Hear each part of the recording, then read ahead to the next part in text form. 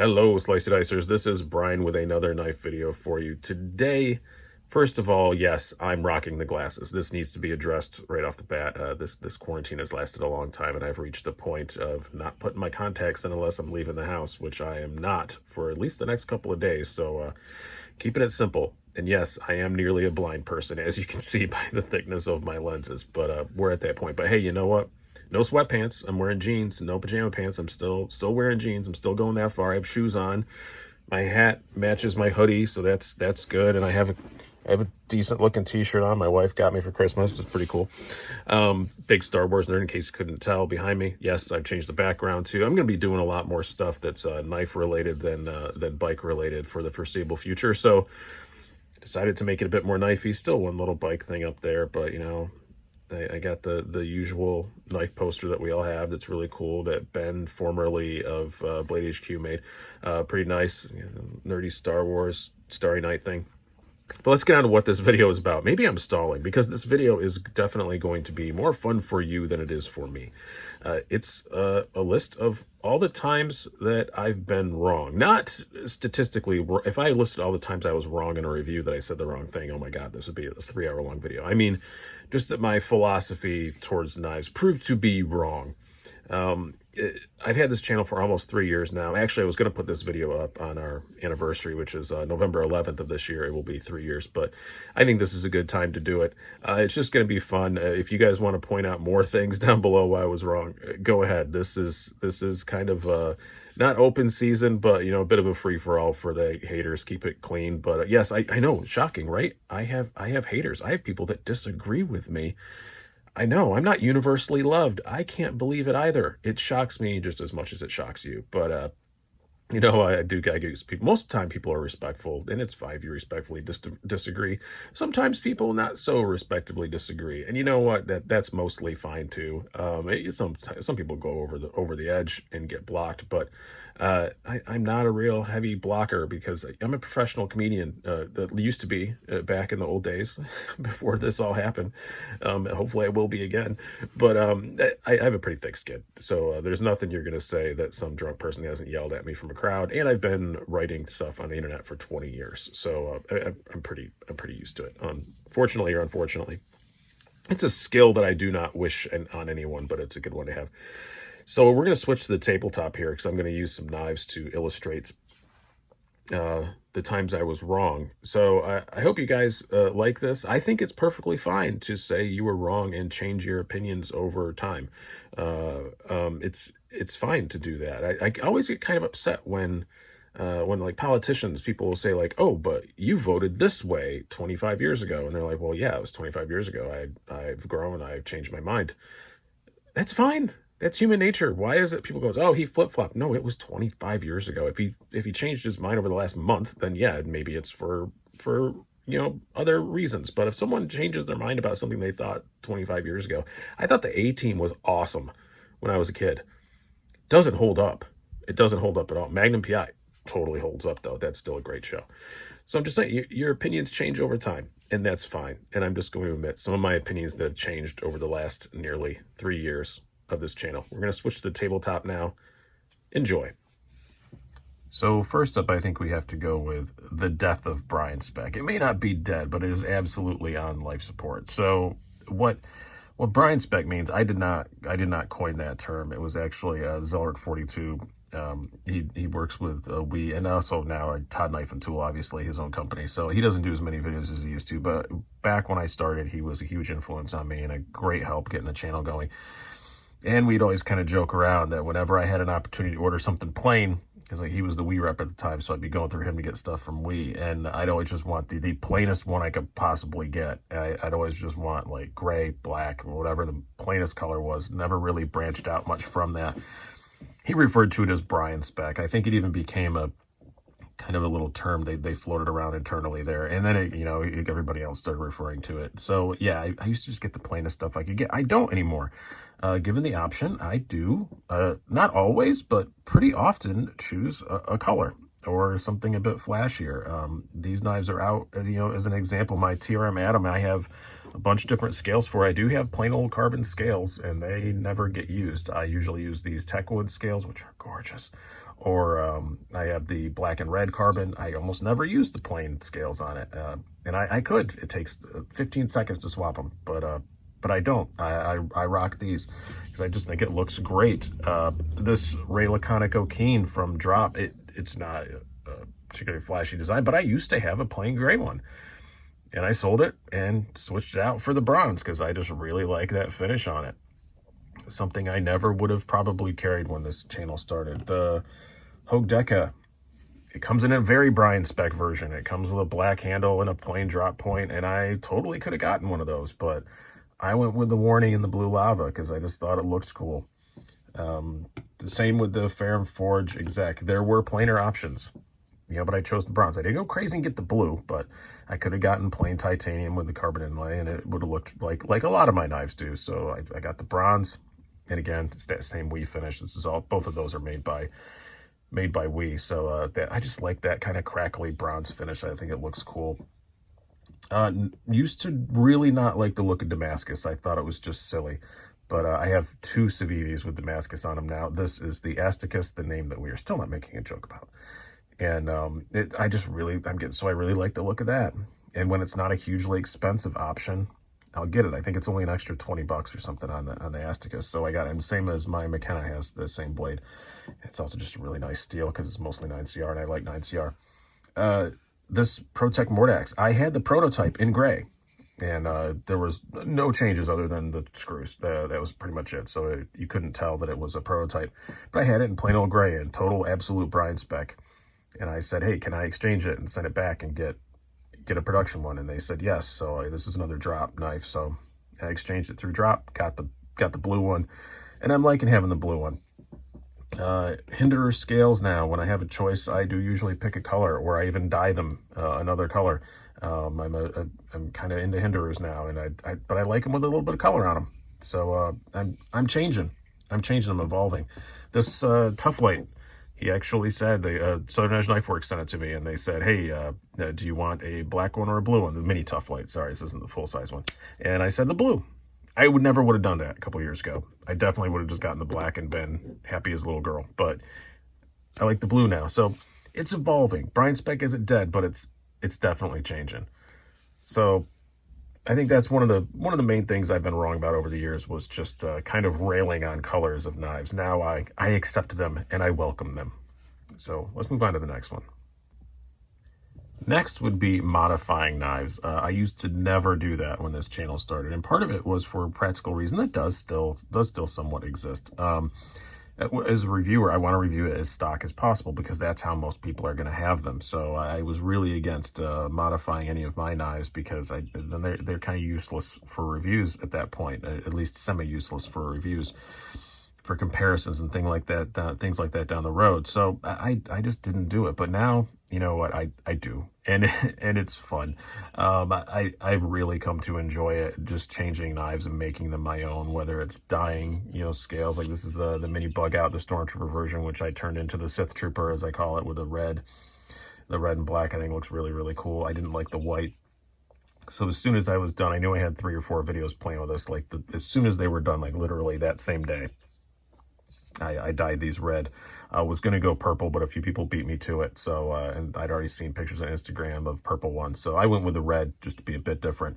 I'm sure this is not the only red mini Bug Out there now. But I like dyeing scales now. That's a lot of fun. I have a dyed scale, actually. It's not on a knife right now, but I also dyed my Hinderer scale. This one's supposed to be purple. It came out a bit more blurple than I wanted to. It was originally jade. It was intended for this Hinderer, but you guys like this scale, which is also technically a mod. It is a stock Hinderer scale, but it's not the one that came with it. It was black. And I also had this one left over for some work that I did. And I do believe you could order this in this configuration, but I'm not really positive. It's a Hinderer XM18 working finish with a spear point fuller. And I just switched out the scale to this checker one. You guys voted you liked it better than the Blurple, so that's what's on here. I wanted the Blurple, but it looks even more blue against these really dark liners. So I think you guys made a good call on that one. This is probably my one of my most heavily modified knives. This is a ZTO393 with sharp dress knife scales on it, which look great. Some actual Hinderer parts, because it is a Hinderer design, so you can do that.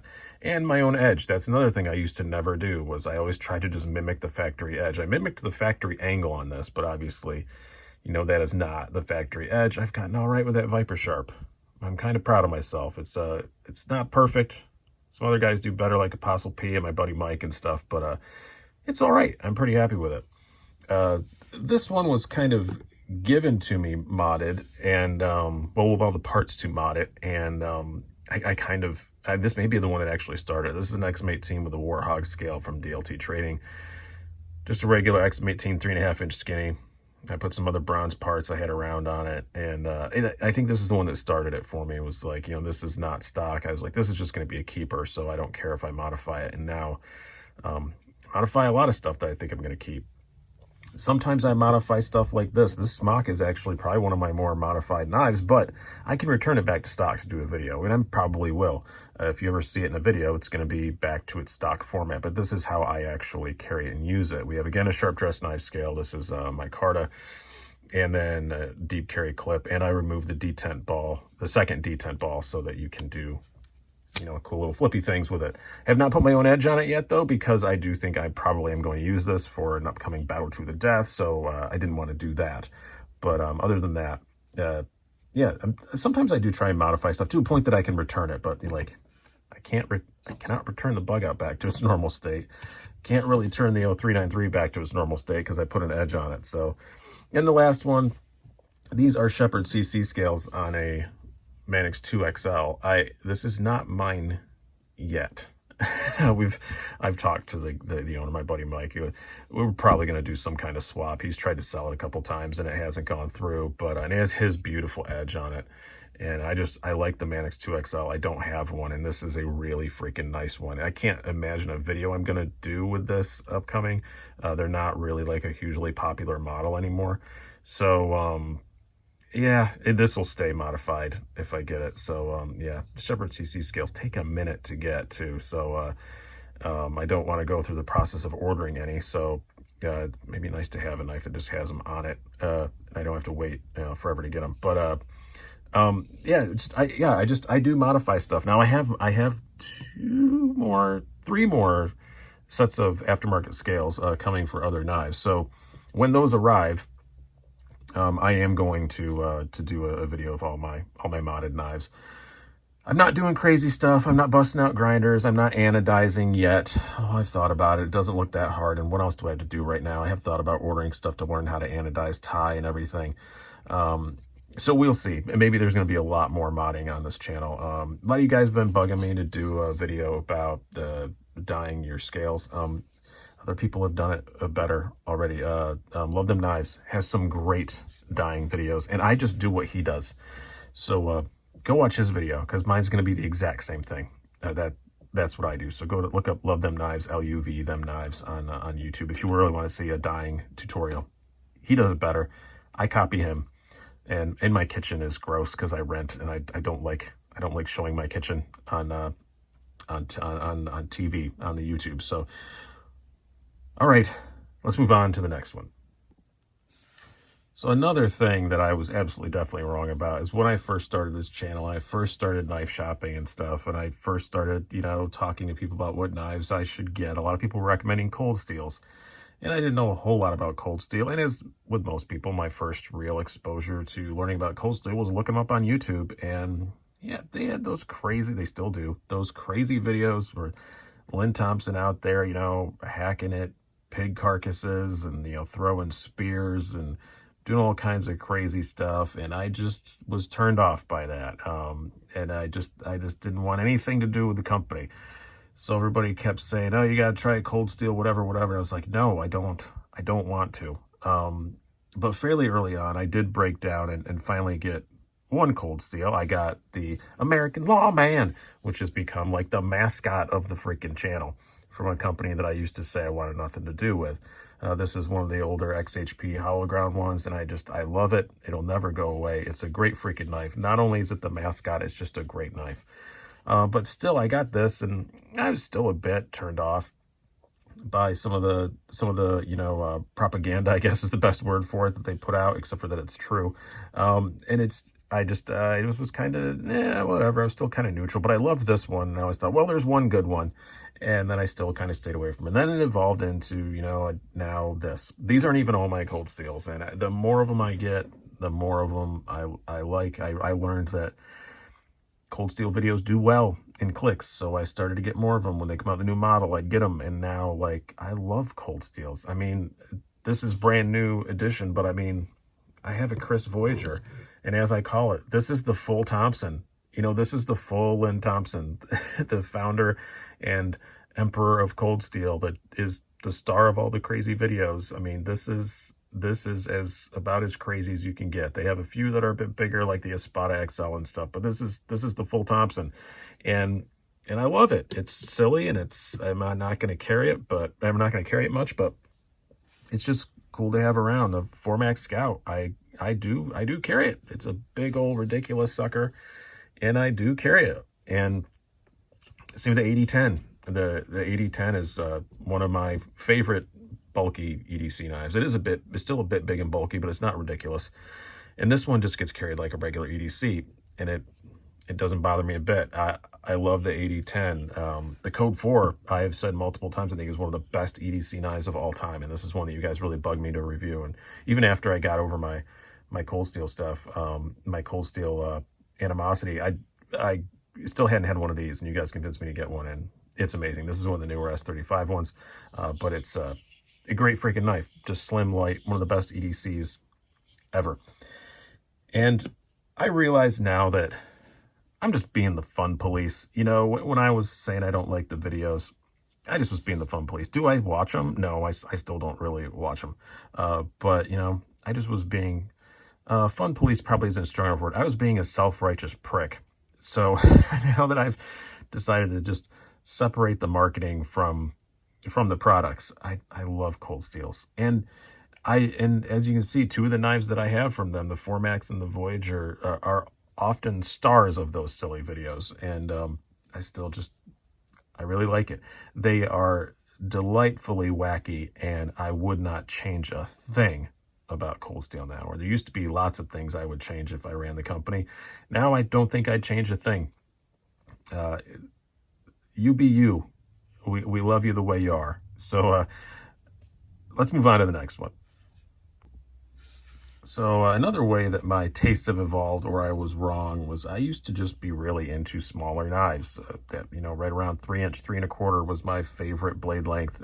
It still kind of is, maybe, sort of, but honestly, my tastes have drifted upwards in size, absolutely, for sure. We have some pretty big knives here, and I'm not talking about my big ridiculous stuff, like my big Cold Steel Formax and the Chris Voyager you saw earlier.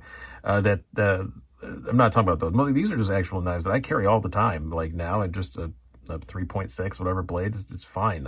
Yes, in my city, if I go downtown, there are areas where legally I'm only supposed to carry a 3-inch, so I do when I do that, officer. But other than that, I do like having a bigger knife in my pocket. It's just my tastes have gotten bigger and bigger. I mean, back when this channel started, like, the craziest thing I would carry is a PM2, and now it's up to, these are knives that I enjoy carrying, all of them. The Aztecus, which we're still not making jokes about, is a very, very classy looking knife, but it's big. It's big. It's like a 3.6-inch blade. The 8010 is just a big old bruiser. This is one of the newer editions. This is the Presidio 2 CF Elite from Benchmade, and I really like it. I got it thinking I was going to immediately get the smaller one. I just wanted to get one in, and this was the first one that came available. And you know what? I kind of like this one. I still want to try the Mini, but I have no issues carrying this bigger one. It's completely fine to me. The Civivi Shredder is one of my favorite Civivis, and it's one of the biggest ones. It's just great blade. I don't care about the size. It does look kind of weird, but not weird, kind of intimidating, but I do really like it. It's just a cool knife, and I just love that blade. And the Manix 2 XL is one of my favorite Manixes. This one isn't mine yet, but it might wind up being so, but you're going to see it in another section as well. But it's just Just it's the biggest Mannix. And now when I see a knife with XL, I don't immediately discount it. Sometimes I order the XL version instead of ordering the smaller version. It used to always be, if a knife was available in 2 versions, I always got the smaller one. I still do that sometimes, but not always anymore. Like I said, with the Presidio 2 CF Elite, I'll probably wind up with the small one eventually. Maybe I'll wind up liking it better, but right now I'm pretty happy with the big one. So yeah, just my taste in knife size has gotten bigger and bigger, and I guess I'm just more comfortable with them, as time has gone on. I think that's the primary reason why it's changed, is I just don't. When I first started the channel, I was the only knife guy I knew, and I still was kind of shy about it, I guess. I'm not anymore. Everybody knows I'm that guy, and I've learned out that a lot of my friends and family were always closet knife guys, and I've helped them come out and to everybody about this amazing, hobby, whatever you want to call it. And so I'm just not as worried about it anymore. People are used to me pulling out a big knife, and nobody really, they know that I know what I'm doing with it, and nobody really freaks out as much anymore as they used to. Strangers, yes, but family and friends, they know. They ask what's in my pocket. They want to see it, and they're kind of disappointed if I don't have something big and crazy in my pocket. So I do it for the people. But no, I'm just less shy about it, and I've become more comfortable. I'm just used to having a knife in my pocket all the time now. So if it's a bit bigger, it doesn't bother me as much. So that's it for this one. Let's move on to the next one. So this one was just completely out of spite. I have no other excuse for it. I live in New York State. We're allowed to own autos, but I can't carry them, so I didn't have many. I had like one of the Schrade ones it's kind of an auto, but not really an auto. I had a Bulgar Kalashnikov because they're just everywhere in local knife shops here, and I grabbed one pretty cheap, and it's an inexpensive little auto. Just to have a token auto around, just so I had one. But I kind of always poo-pooed the expensive autos, even to the point I think I told a few people, like, I'd always bring up I gotta make sure it's legal and all that stuff, just because I was jealous because I couldn't have them. And then I think what finally changed my mind is I got a good one. This is my ProTech SBR, and I love it. It's just a great freaking knife, and I am legally allowed to own it. I can carry it around my house, which if you guys watch my last update, since I'm stuck in my house, it does get carried a whole lot, and that is satisfying. That is fun. These other two are not mine. This is the only one that I currently own. My son has one, another Boker, something Storm, I can't remember what it's called, that I gave to him. But I love the SBR so much. These two are loaners. This is a ProTech Magic, which is so cool. I'll be doing a full review on this one, even though it is well used. But that's neat. You just got to slide the little bolster over and it pops open. Pretty cool. This is the new Benchmade Mediator, which is kind of like an automatic 940. Pretty neat. I'm going to be doing a disassembly on this one too, because the current owner, the guy who loaned it to me, said that I could do that, and it does need to be cleaned out a little bit. So going to go do that. And I do have another one on the way that may wind up being mine, my first Microtech OTF. So hopefully when it gets here, the guy agrees to sell it to me. He said it was a distinct possibility, so we shall see.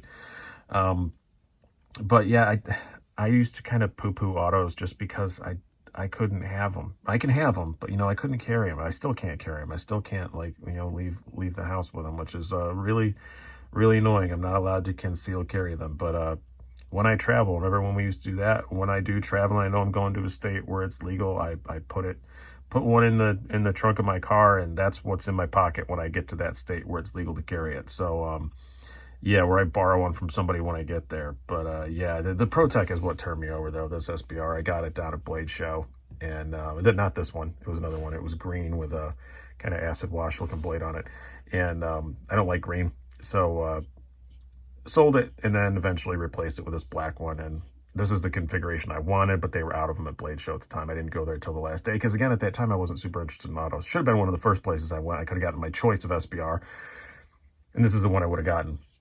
But all is well now. It's been rectified. But yeah, Les George designed too, which I like his designs a whole lot. So it's unsurprising that I like this knife so much. But yeah, autos are cool.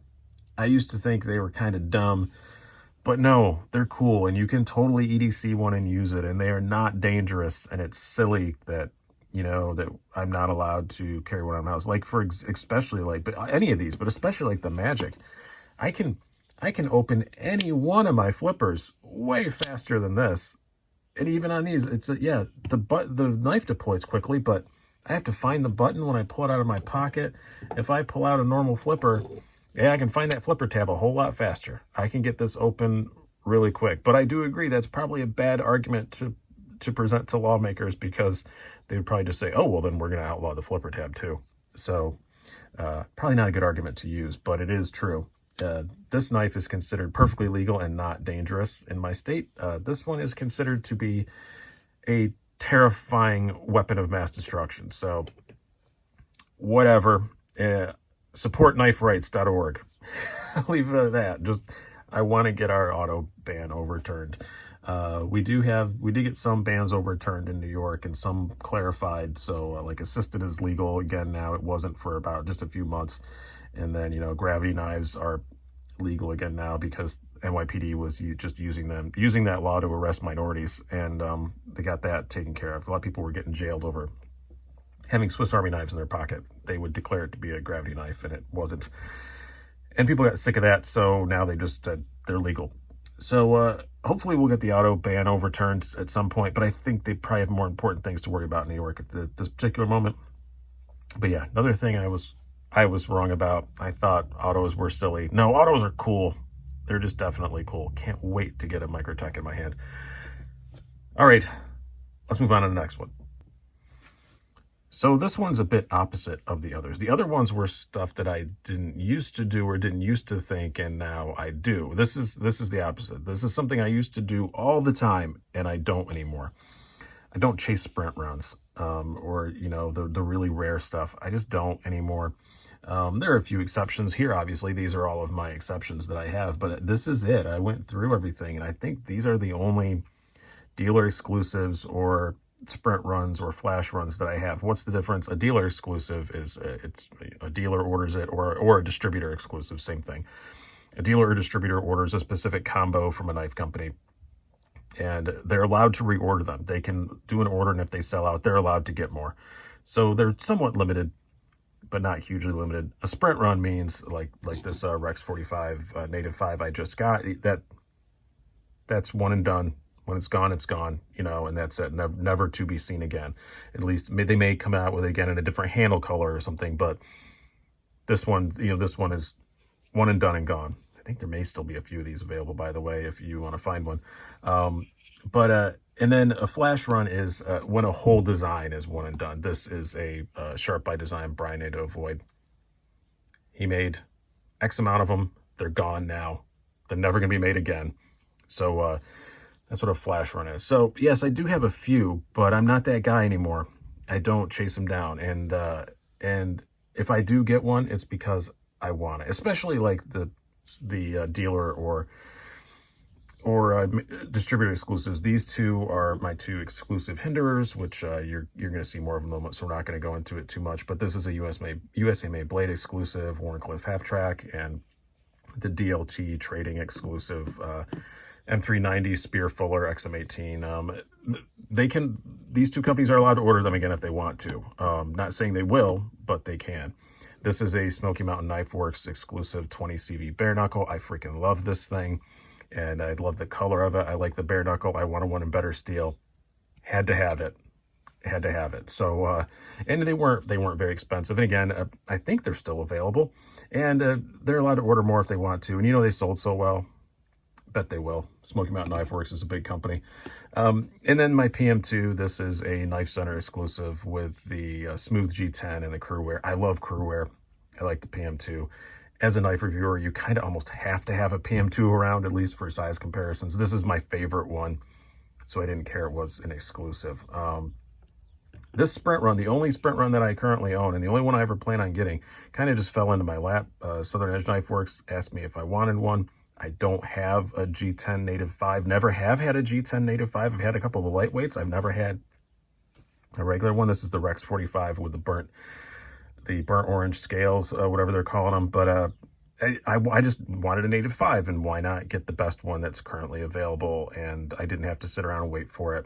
So So I got it, and I want to spend more time with the Rex 45. I did have a Rex 45 Manix 2, but that was always intended to be auctioned off, and I did auction that one off for charity. This one I don't plan on auctioning off. This one I'm going to keep, but I care so little about being a sprint run. I'm going to spend a couple days looking for some aftermarket scales for this, because I don't like the color, and if I can't find it, I'm going to dye it, because I don't care about the resale value. This is just one that I'm going to keep, and I don't care. And then, yeah, I guess we'll talk about this now before I get into the one flash run knife that I have. But so part of the reason why I don't do sprint runs anymore is I would never keep them, no matter how nice they were. I'd put it up on a video or put a picture on Instagram, and immediately just flooded with offers. And no matter, every time you show them, people just want to buy it. And that's annoying, because you just know it's just guaranteed message magnet. And I kind of was a bit tired of that. It's kind of insulting just to, if somebody doesn't say something's for sale, it's kind of rude just to be like how much you want for it. But conversely, eventually someone would make me an offer that was big enough that I just said fine, and I'd sell it. And I don't like doing that. I don't like pushing the values of the sprint runs up. It's just a thing for me. I guess it's not really morally, but I guess it's the best way to describe it. I don't want to feed that beast, because some of the sprint run stuff, man, it just goes nuts on the secondary market. And if I'm doing videos about them and how great they are, it's just pushing that. It's just feeding that beast. And you can't review a sprint run without mentioning how much it is in the secondary, because by the time I put the video out, they're probably gone. So I have to quote the secondary price, because it's the only freaking place you can get them by the time that I review it. And lastly, they don't get a lot of views. I always thought they would, and I think that's why I was chasing sprint runs so much when I first started the channel, because I wanted the views, and I thought everybody would want to see or whatever. No, you don't, because you can't get it, and it's not fair. And now I'm really conscious about trying not to feature very often knives that you can't get. I will if that's the only alternative I have, but I really like to feature stuff that you can get, even if it's something you do have to wait for, even if it's something that has a waiting list or whatever. I try and stick to that now. It's a fairly recent development, basically since the beginning of this year, and I really do try and stick to that. So that's why you don't see a whole lot of stuff, like the Void. All I did with the Void was an unboxing. I'd ordered this long before I started to do that, and I probably will still get some flash run knives, because that's the only way you can get this knife. And this is just for me. I didn't get it for the channel. It's just for me, and I do really love it. It's probably my favorite knife. It is fantastic. It's just, the action on it is just ridiculous.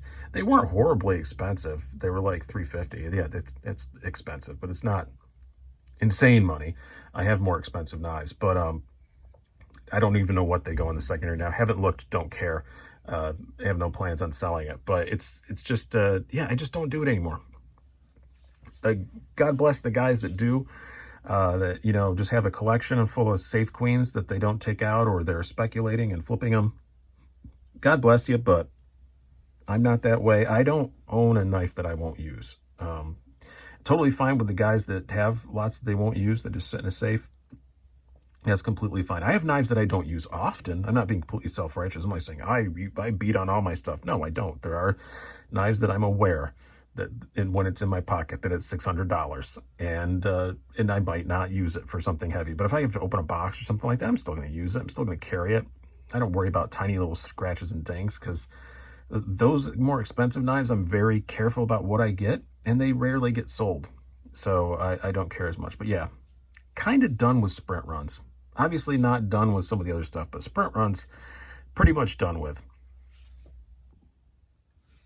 Okay, so save this one for last, because this is definitely the biggest change that I've made, I think, in my philosophies of things. The most embarrassing one, I guess I should say, because you guys justifiably kind of sometimes criticize me about this being a Hinderer channel. There are so many Hinderers and Hinderer designs on this channel, and there are, because I love them.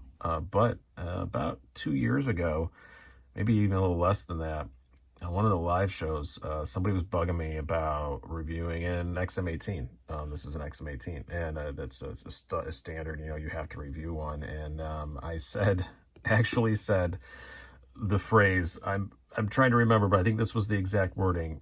I don't care for Hinderers or anything that Rick Hinderer has ever designed. I did say that. I'm sorry, Rick. I did say it. I hadn't had one, but just looking at them, they were kind of big and beefy. And as we've covered earlier, I was not into that kind of stuff. And I just thought they were expensive, hard-use knives, and it just didn't blow my skirt up. Wanted nothing to do with it. And never really considered one. And then you guys kept bugging me and bugging me and bugging me. And eventually I got a 3-inch XM18, which I don't have anymore. And I was like, wow, these are really, really well done. But this one's a bit small for me. And then I got some advice from other people and said, well, if you're unsure about, investing the money into another XM18, because mine was not special, so I sold it at a loss. But if you want a 3.5, get the ZT. And this was at a time when people were still saying that thing, that ZT makes better Hinderers than Hinderer. That's not true anymore at all, I don't think. But this is the 0562 tie. It is basically ZT's version of this, of the XM18 slicer grind with no finger choil, but it's still basically it's the ZT's version. It's heavily based off the XM18. You're like, and if you love that, then maybe you'll know if you want a XM18 3.5. So I got this and love it, absolutely love it. So the first XM18 I had, because it was a 3-inch, I didn't completely fall in love with Hinderers, but I did know that I really liked a lot about them. The 0562 tie was just like a revelation. I love this knife. At that time, it was a very big, heavy knife for me, and but I love the 0562 tie. It is a fantastic knife, fantastic value. The action is ridiculous, and I still think the best sounding knife that I have. And so I started with that, and then next up, I do believe I've got a half track, not this one. This is a USAMA Blade exclusive, Wharncliffe. My other one was also a USAMA Blade exclusive, but it was full tie Spanto. Not hugely in love with the Spanto blade, and I sold it because it was just a lot of money sitting around. So I always kept an eye out for a less expensive half track. And then when this Warney came out, I'm like, yeah, gotta jump on that. And this is just stock. This is just Hinderers Anno, and it looks like it's customized, but it isn't. This is just stock, what you can order. And I love this thing. It's been a great freaking knife. And actually, I haven't carried it in a while. It's going in my pocket when this is done, I'm pretty sure, because we're at the end here. I know all the knives I've handled. I knew one of them went in my pocket is probably gonna be this. But love the half track a lot more than I liked the 3-inch XM18, and it's just so cool. And then next, I think I had two. I had an Eclipse for a while, Eclipse 3, a 3.0. I did wind up selling that because again, they're very expensive, so I do let them go. Somewhere along there, I had an 0393, not this one. I had the 093 Stonewash, which is based on the large Eclipse. And now I have this one, which I've heavily customized, which has already been on here, so I'm not going to go through all that. You guys have already seen that. But I like the 0393 design a whole lot too. And then, we went on to, somebody gave me an XM18, gave me this one, which is the most amazing gift a viewer has ever sent me. This thing is so cool. And I still don't love the XM18, but I have two. This is just the regular skinny slicer. It's a great freaking knife. I like it a whole lot, and especially in this configuration, the way it looks, it's amazing. But there's still a few things I don't like. When you flick it, your finger wants to land on this rough stuff. You kind of have to learn to just grab the tip, of the flipper tab.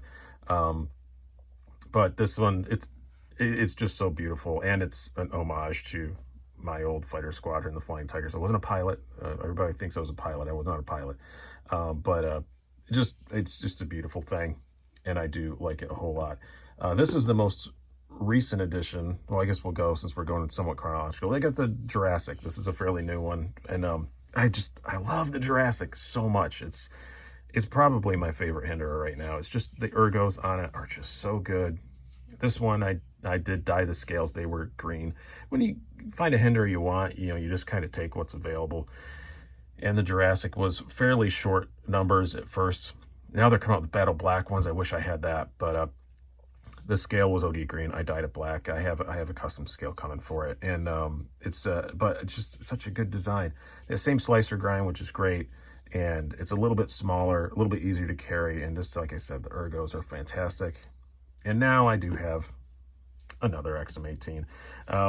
This was also a gift from the same guy. I couldn't believe it, but this is the working finish M390 with the Speared Fuller. It was a DLT trading exclusive, and this one will never go away because it's a big old 3.5-inch Hinder XM18, and you can Spidey flick it. It's not the easiest thing in the world to do, but it works, and I like that a whole lot. And I just love that working finish. It looks so cool. M390 blade. It's already been on here as well, so we're not going to talk about that anymore, but I didn't show the Spidey flick before. But yeah, so sorry, Rick. I was completely wrong. I love Hinderers now. It's probably my favorite knife brand, and 2 years ago I said I have no interest whatsoever. Not only in the company, but in anything he's ever designed. I doubled down, and yeah, eating my words there with that. So I hope you guys have enjoyed this video. It's been humbling for me. And I'm sure I'm going to get lots of comments to be like, oh no, you were wrong about this too. And, all right, fine. I've kind of opened myself up to it. I'm going to have to take my licks on this one, but don't click the downvote. It's still a fun video. Give me an upvote just because I'm being honest. So I hope you guys have enjoyed this. I've been Brian. Have a good one.